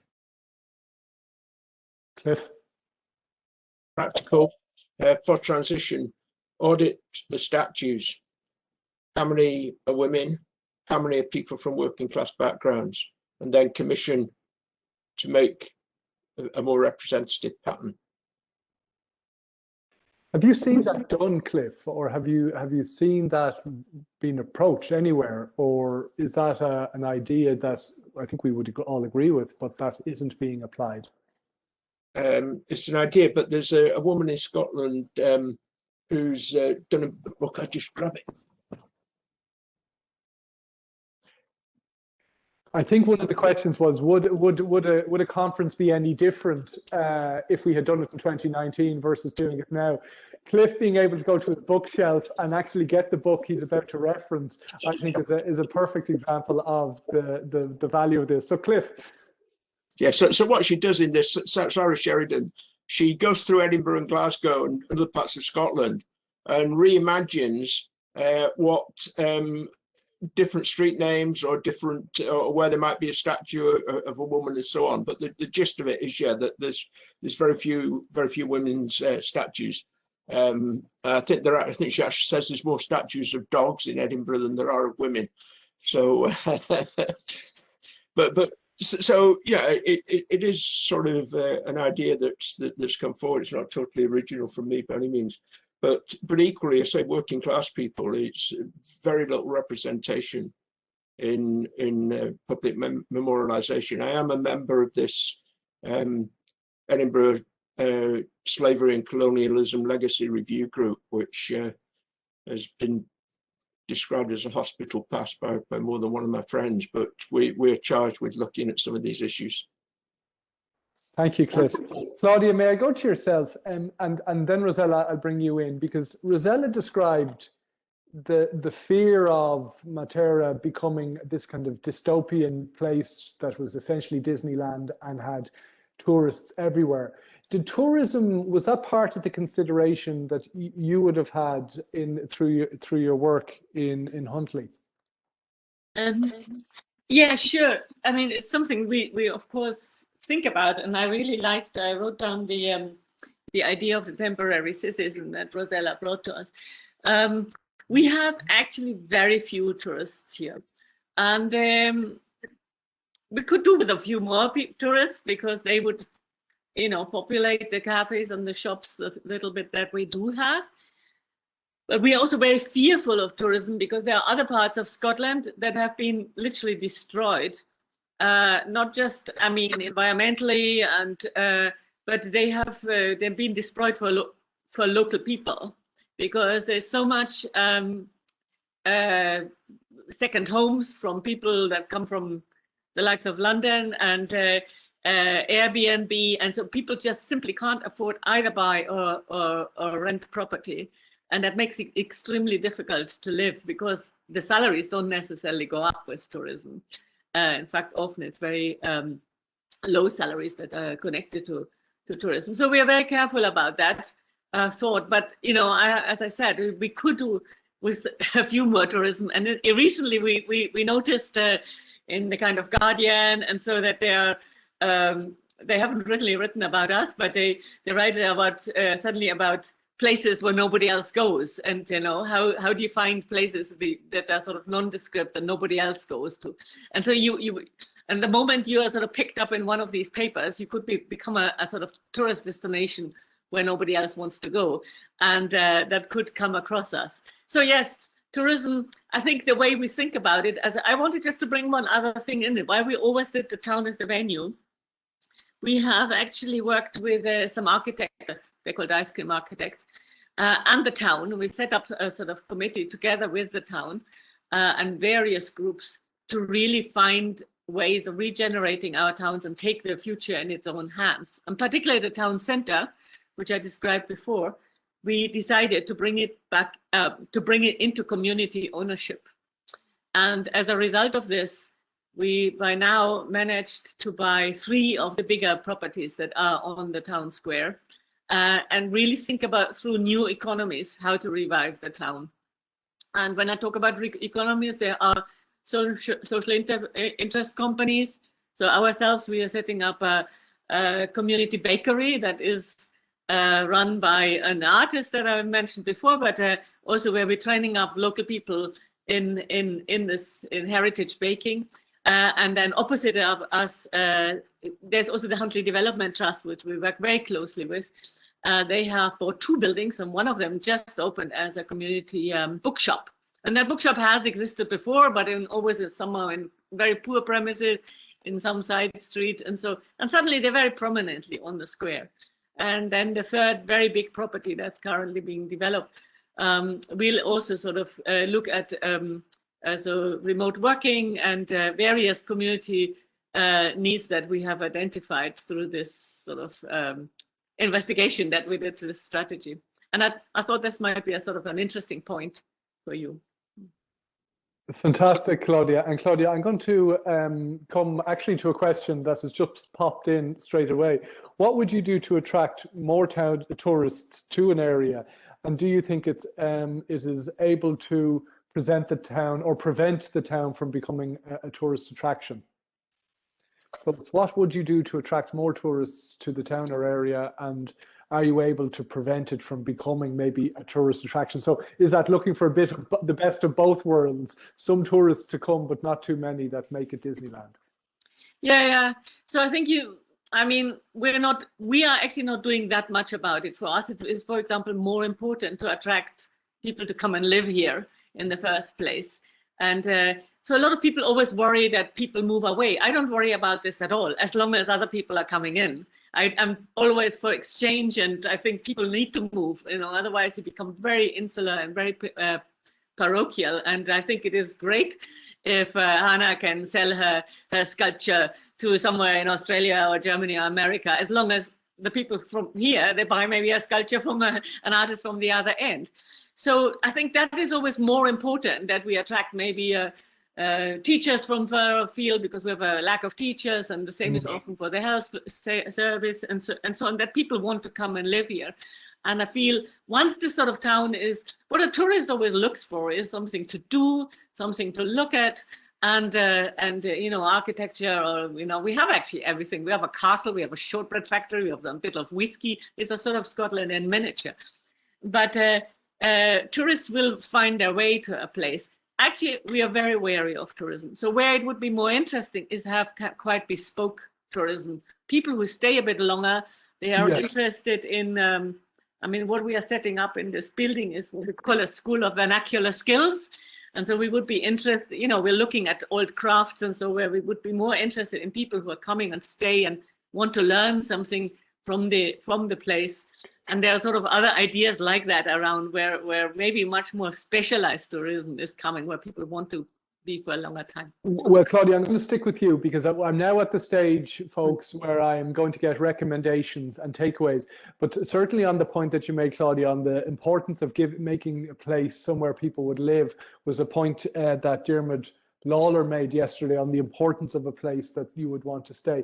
Claudia, from yourself, what are the recommendations, takeaways that you would give to people listening in and watching in this afternoon from this conversation?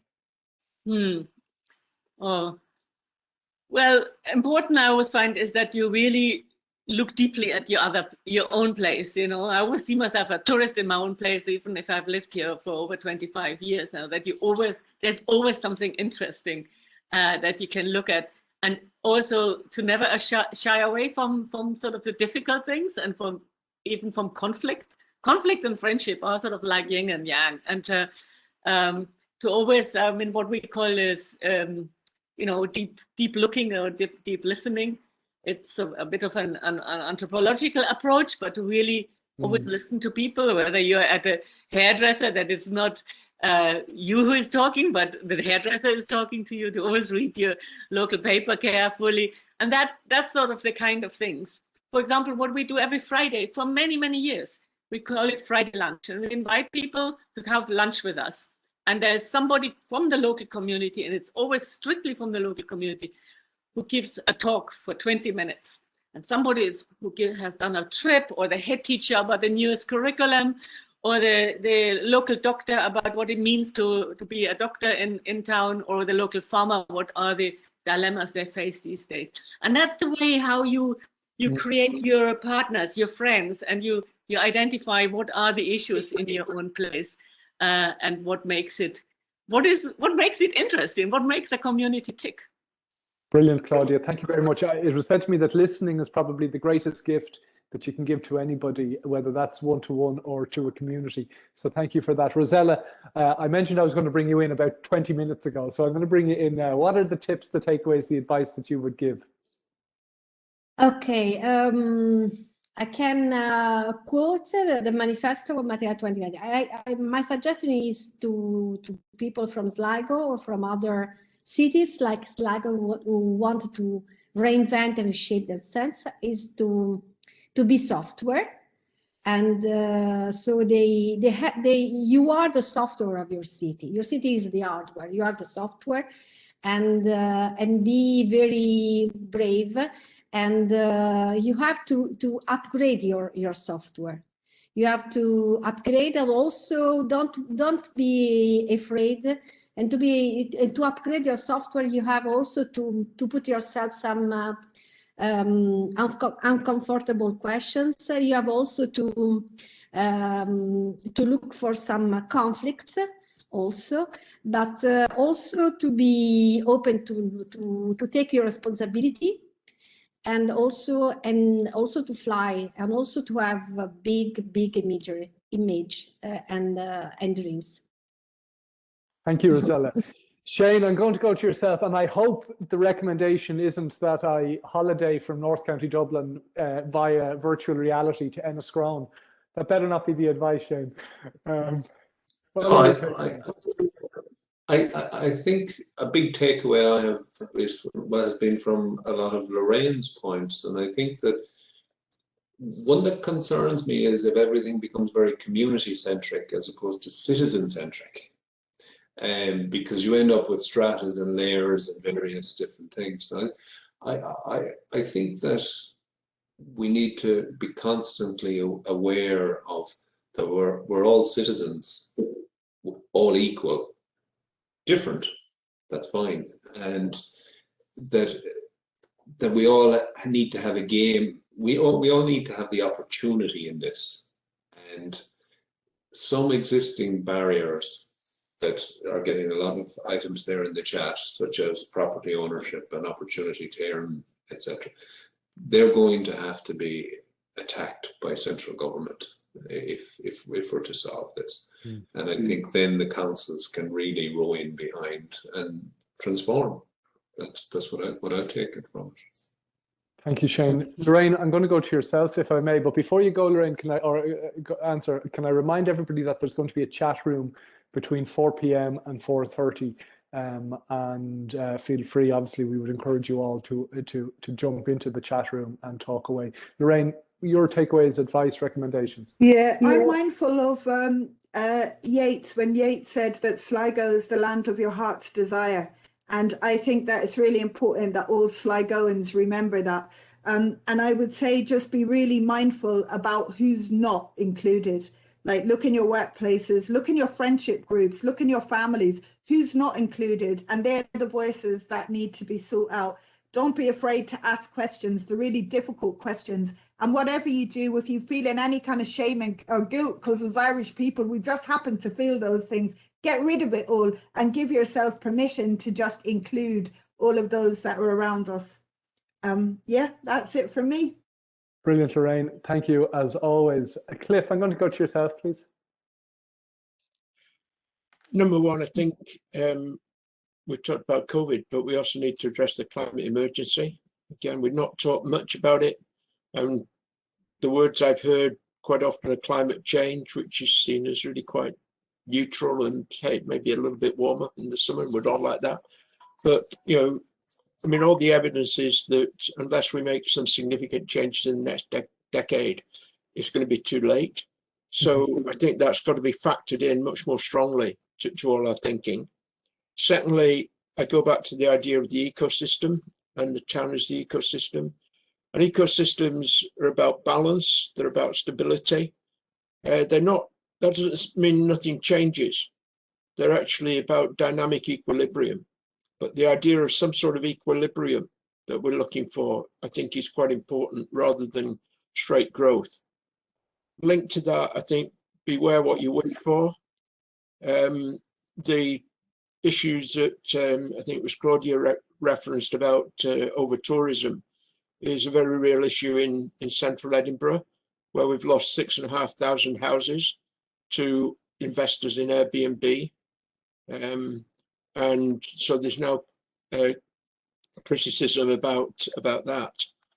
And finally, I think what emerges from a lot of this is the need to think outside the box and to think in terms of cross-cutting actions. So let's think about how we can look at the buildings that are there and conserve them, but also provide green roofs to provide more planting around them. Think about food systems and how that links in with place, identity, culture. Think about creating a Sligo where every day is a holiday at home, in which case maybe the virtual reality or the trip to Matera might not be necessary. And I should say, as a last point, I have actually been to Matera, and it is well worth going to if you get the chance. Thank you, Cliff. I have a little bit of wriggle room on the time, so I don't mean to by putting you on the clock, but would you mind just taking a minute or two to maybe develop a little bit more on the climate emergency and what towns could think about? Because I remember reading the book, The Uninhabitable Earth by David Wallace Wells, and it terrified me. Is there anything that can be done that a town like Sligo should consider, or is it a far more macro decision than a micro town? Well, I mean, that's always the argument of the naysayers, isn't it? That, you know, what can Sligo do when China's building however many coal power fire stations? But equally, I think there's clear moral responsibility. The reason we're in this mess isn't because of China. It's not because of some of the small island states which are mostly exposed. It's because of the industrialization and consumption lifestyle of the richer Western countries. So we've got a moral obligation, and that, but also I think it extends beyond the individual. It's not just about recycling. And the challenge should be, I say, to drive this to a greener future, to look at, I mean, the nonsense. I think it was Diarmaid this morning talking about, you know, the need to reinvest in existing buildings instead of pulling them down, to you know, reuse, recycle. It goes across the board, and there's great scope, I think, you know, for again links with culture in this, but it needs to be embedded. It needs leadership. Come back to the role of city council and the county council, and then it needs people to buy in. But by changing the way we live and focusing probably more on the local, and I say this as somebody who's had, you know, 30 years of globetrotting as an academic, which you know, I have to apologize for. But we really, I think, can cherish the place we live in and try to not cut it off. I think Claudia is right, but as events like this have shown, you know, you can cross-pollinate internationally if you use the sort of technologies again that Shane's been talking about. But let's build, you know, a Sligo where everyone's an artist, where everyone's involved, and where it builds on its past, but also moves into this tomorrow. Thank you. Thank you, Cliff. That was brilliant. And the final word and the final takeaways and advice to a Sligo person, Hannah, your own perspective, please. So I think when we start, one of the takeaways I'd like to kind of talk about is when we start making change to Sligo and when we kind of start this process, is that we make sure that we have an open system of communication, like Lorraine was talking about, that it's not just, you know, the people who are able to speak out, it's the people who are on the inside or in control, reaching out to those people and saying, hey, we know you're there and we want your input and your input is valued, and apologies, we didn't include you before. Or it's also, we need to like curate an environment of openness, innovation and experimentation, and allow for flexibility, say, in the process of when we change, and if it is changing our culture and identity, that we just have a little bit of leeway for kind of altering the process if it does cause this kind of culture trauma, and we just kind of allow ourselves time and space to be able to try things out as has been suggested, and sort of a bit more trust in the people who are here, and when we are making the change, that we're all talking about it and we're all talking about it together. And I think it's a situation that it's better to ask for permission than to ask for forgiveness. So that would be my takeaway. Thanks a million for that. Thanks, Hannah, so much. And that is the final conversation. There is a chat room going to be open, if it isn't open already, that I'd encourage you to go into and discuss and to thrash out some of the topics that were discussed today. But before you do, can I again say Gurmila Mahagwiv to the speakers who have joined us today from Italy and from the UK and from Sligo. It's fantastic to have you all on this call. And so on behalf of everybody watching, can I thank Cliff, Rosella, Claudia, Lorraine, Hannah and Shane for their wonderful contributions. We really appreciate you giving up your time. The level of preparation, thought that you put into this has been fantastic, and it is greatly appreciated.